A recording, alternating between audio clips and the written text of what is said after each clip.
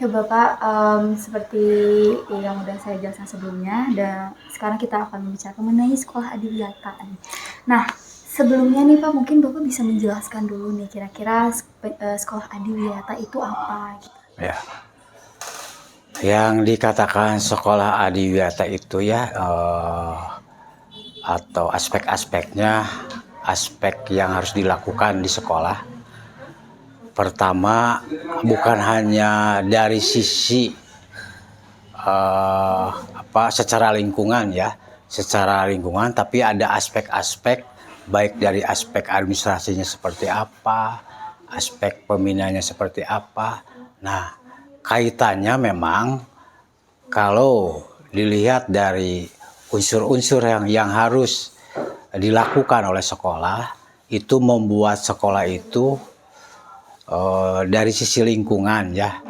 Pertama, adanya proses kegiatan semua unsur yang ada di sekolah itu melakukan penghijauan.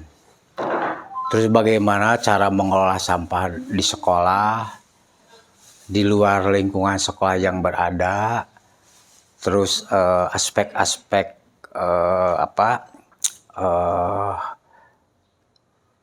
untuk drainase airnya seperti apa, gitu, udaranya seperti apa, terus kualitas airnya seperti apa.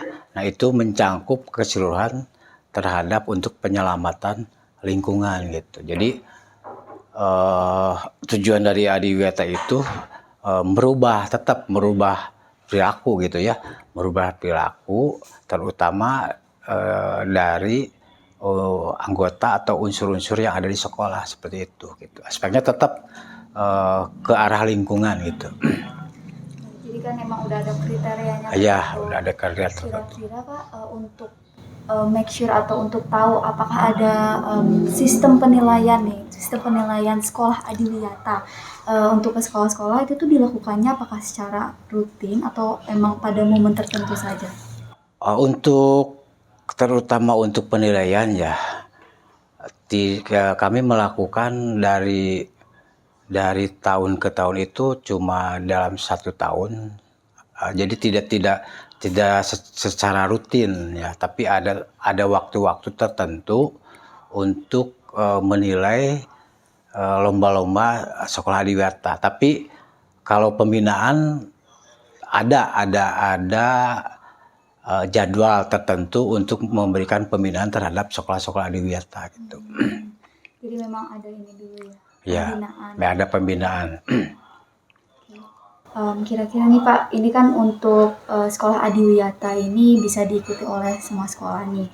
Nah, kira-kira metode sosialisasi nih yang udah dilakukan atau yang sedang berjalan nih kepada pihak sekolah itu bagaimana selama ini Pak? Untuk pembinaan ya, atau bagaimana caranya sekolah ingin bersekolah beradiwiyata. Nah, kita dari tahun ke tahun mengusulkan atau membina semua sekolah yang ada di sini, terutama yang belum adiwiyata itu ya. Berapa jumlah yang belum adiwiyata.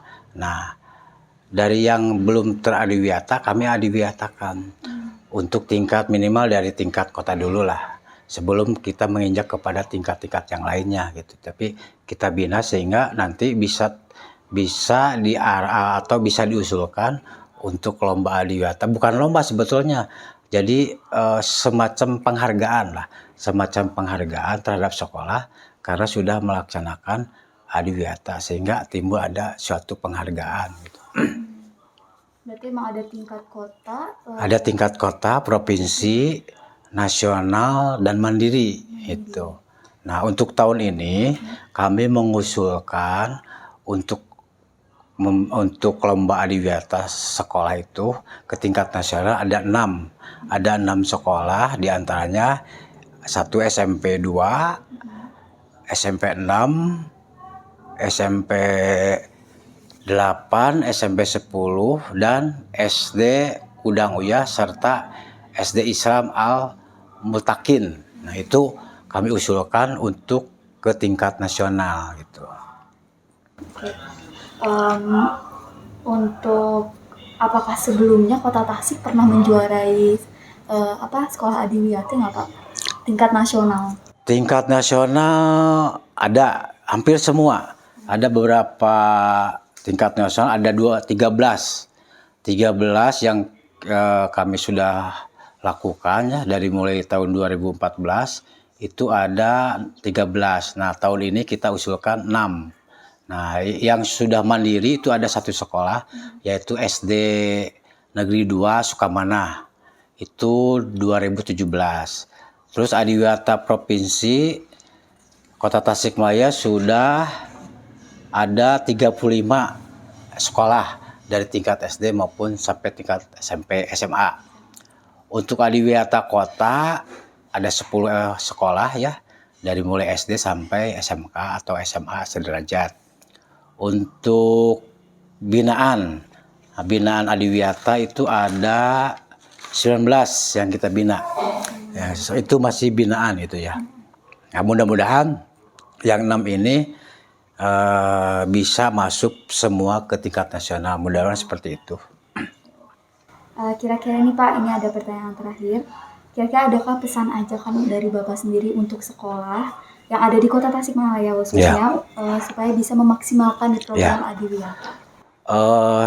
Saya berharap ya semua sekolah yang ada di Kota Tasikmalaya, baik tingkat SD hingga SMA sederajat itu bisa melakukan sekolah-sekolah yang sifatnya sudah beradiwiyata lah.